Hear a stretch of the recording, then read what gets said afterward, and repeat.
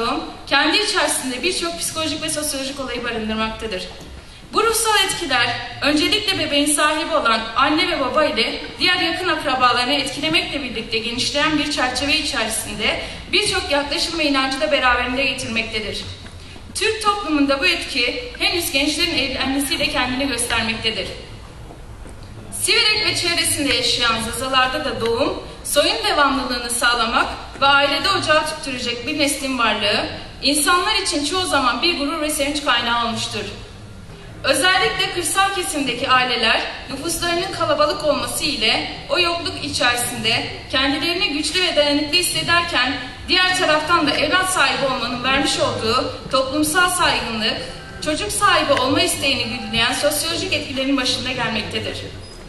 Bunun yanı sıra evlat sahibi olma isteğinin insan fıtratındaki yere ve geleceğe güvenle bakma hususunda kadın ve erkeğin kendisinden duyduğu güvenden de söz edilebilir. Sözünü ettiğimiz bu genel yargı, doğum olayına bakışı ortaya koymakla birlikte kırsal yerleşmenin hakim olduğu Siverek ilçesinde de kendisini farklı ve inanış ve uygulamalarla göstermektedir. Doğum öncesi inanış ve kaçınmalar, kısırlığı giderme ve gebe kalma. Siverek ve çevresinde kısırlığın giderilmesi için kadınların aldığı tedbirler şunlardır. Bunlardan dinsel ve büyüsel nitelikte olanlar, Siverek ilçesinde insanlar dilek ve temennilerinin gerçekleşmesi için yatır denilen ve mübarek olduğuna inanılan kimselerin mezarlarını ziyaret ederler.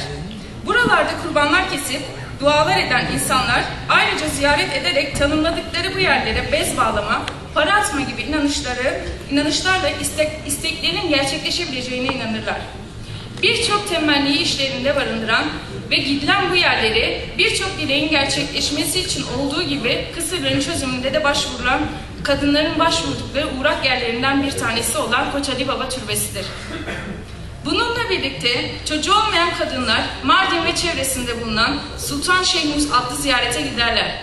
Oradaki incir ağacındaki incirlerin çocuğu olmayanlar için bir şifa kaynağı olarak görülmektedir.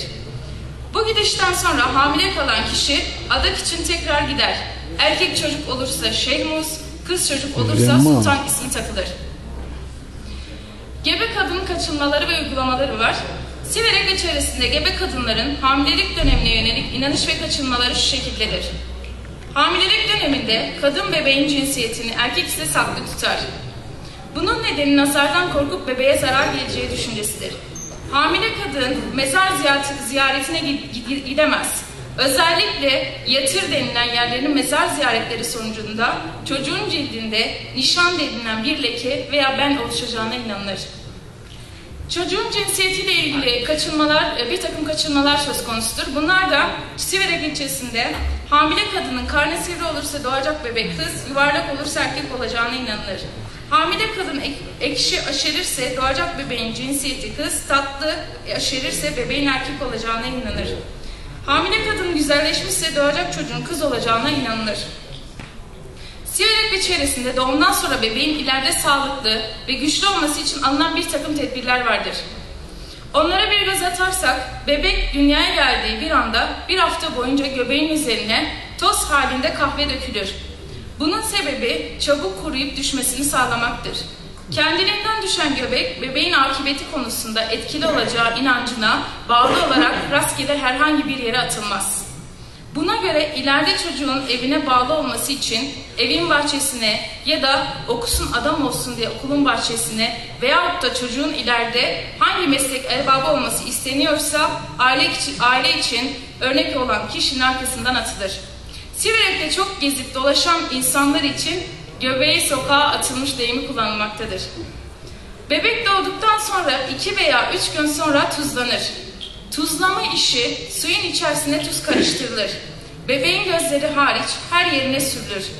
Bir gün çocuk böyle kalır ve bebeğin tuzlanmasındaki maksat bebeğin vücudunda oluşabilecek muhtemel pişiklere engel olmaktır. Bebeğin her bir gözüne birer damla limon suyu sıkılır. Bundaki amaç gözün çaprazlanması ve mikrop kapmasını engellemektir. Bebeğin gözleri güzel olsun diye gözlerine toz sürme çekilir. Bebeğin bağırsakları temizlensin diye doğduğu ilk 2 gün su ve şeker kaynatılıp içirilir. Bu şerbetin ayrıca sarılığa karşı koruyucu olduğu düşünülmektedir. Yine bebeği nazlardan korumakla ilgili bir takım dinsel, büyüsel nitelikte olan yaklaşımlar söz konusu. Bunlar bir miktar tuz alınıp dualar okunarak çocuğun üzerinde çevrilir. Bu tuz ateşe atılır. Yetişkinler için de kullanılan bu yöntemle kişinin nazardan kurtulacağına inanılır. Çocuğun sağ omuzuna muska takılır. Muskanın içerisine üzerlik tohumu da konur. Beyaz, parlak olan ve şep denilen zamanla eriyen bir taş takılır. Çocuğa kendil ağacı denilen yabani bitkinin dalı oyularak en üst kısmına bir delik açılır. Bir çengelle sağ omuzuna veyahut da bir kolye ile boynuna takılır. Bu tahta parçası bazı evlerin girişine de takılarak insanları kötü nefesten korur düşüncesi hakimdir. Mazi denilen ve bilye büyüklüğünde olup üzerinde top top girinti çıkıntılı olan bitki bebeğin omzuna takılarak yine nazardan korunacağına inanılır. Bir kaşığın içerisine bir parça kurşun konularak ateşte eritilir. Bebek ve annenin üzerine bir örtü atılır. Bu kabın içerisine su koyup anne ile bebeğin başının üzerine tutulur. Eriyen kurşun suya dökülür. Bu 3 defa yapılır ve böylelikle leken gözlerden korunmuş olacağına inanılır. Bebeğin bulunduğu odada üzerlik tohumu yakılır ve dualar eşliğinde çıkan duman odada gezdirilmektedir.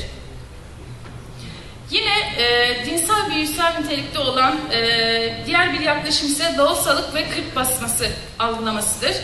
Lohusalık döneminin halk nezdinde değerlendirilmesi kırk basması ile tanımlanır ve bunun üzerine yoğunluk kazanmıştır. Kadının ve bebeğe sataşan bu tehlikeli perinin varlığından bahsedilip bazen insan görünümüne girse de ayakları ters olduğuna inanıldığından lohusalı kadına gece dikkat etmesi tembihlenir. Kırk basması annede gerçekleşebileceği gibi bebekte de olabileceği ve bu yüzden hem anne hem de bebeğin zarar görmemesi için alınan önlemlerle bu konudaki inanışlar ise şu şekildedir. Kırkı çıkmamış kadın asla yalnız bırakılmaz. Yanında mutlaka kendisinden yaşça büyük bir kalır. Gece de yalnız bırakılmaz ve oda zifiri karanlık olmamalıdır. Eskiden kırkı çıkmamış kadın 40 gün evden dışarı çıkarılmazdı. Bebeğin ve annenin yastığının altına ekmek konurdu. Doğum yapan kadını ve bebeği cinlerden korumak için kadının yastığına büyük bir iğne iliştirilir. Bebeğin yastığına da çengelli iğne takılır. Doğum yapan kadının yemek yiyeceği tabağın içerisine büyük bir iğne konur. Bunun sebebi ise kadını gizli güçlerden korumaktır. Bebeğin yastığına dua ve Kur'an konur.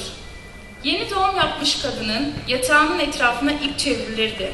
Böylece anne ve bebeğin kırk basmasından korunacağına inanılırdı. Eğer iki kırklı kadın aynı ortamda bulunmuşsa üzerlerinde taşıdıkları iğne veya çengelli iğneleri değiştirirlerdi. Aksi takdirde bebeklerden birinin öleceği ya da aklını yitirileceğine inanılırdı. Fakat bugün bu inanç etkisini yitirmiş durumdadır.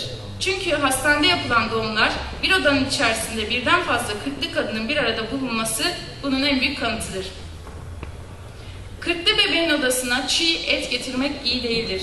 Bebeğin odasına yeni alınmış bir şey getirildiğinde bebek yüksekte tutulur, bu eşyanın üzerinden 3 defa geçirilir. Kırklı bir kadınla karşılaşıldığında senin kırkın sana, benim kırkım bana tabiri karşılıklı olarak kullanılır. Selen abla son 3 dakikamız. Tabii ki.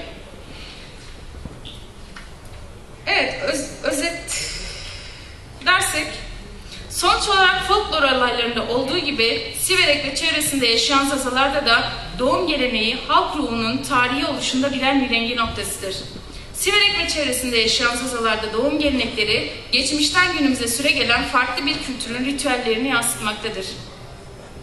Demek ki her folklor olayında olduğu gibi Siverek ve çevresinde yaşayan zazalarda doğum geleneği muayyen bir zaman ve mekan dahilinde hayat şartları muayyen bir halk zümresinin psikososyal bir davranışından ibarettir. Bu davranış başlangıçta belli bir objeyi hedef seçtiği halde zamanla fonksiyonel manasını kaybetmiş ve anaaneleşerek halk hafıza ve alışkanlıklarında yaşamaya devam etmiştir. Buradan hareketle Siverek ve çevresinde yaşayan zazalarda doğum geleneği sadece halkın yaşayışı değil, aynı zamanda o yaşayışı sevk ve idare eden düşüncelerin bütününü oluşturmaktadır. Bahsettiğimiz gelenek ve görenekler bize zazalar hakkında bilgi vermekle kalmayıp yıllardan beri hayatı yorumlamaları, yaşayış tarzları, yani onları var eden düşünce sistemleri hakkında bize en güzel örneği sunarlar. Bir bakıma bu folklorik özellikler, Siverek ve çevresinde yaşayan Zazaların davranışlarının biçim ve karakteristik özelliğini ortaya koyan birer realitedir. Bu realiteden hareketle geniş farklı bir kültüre sahip olan Zazaların yoğun yaşadığı alanlarda Zaza tarihi bünyesinde Zaza kültürünü yansıtacak saha araştırmaları yapılarak bunların araştırmacılar tarafından kayıt altına alınmasıyla dil ve kültür birliği sağlanmış olacaktır. Beni dinlediğiniz için teşekkür ederim.